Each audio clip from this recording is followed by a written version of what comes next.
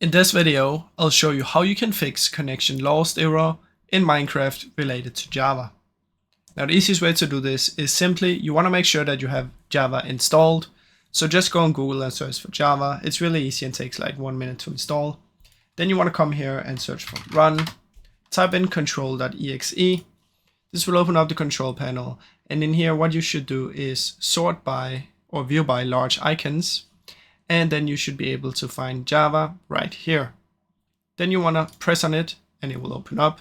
Go to advanced, scroll all the way down until you find advanced security settings. Enable this one, apply and OK.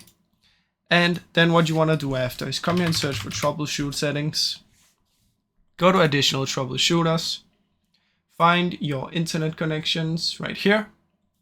Run the troubleshooter on that, and then after you want to run the troubleshooter on incoming connections as well. Once you've done that, restart your PC and now it should work. Now I really hope you enjoyed this video.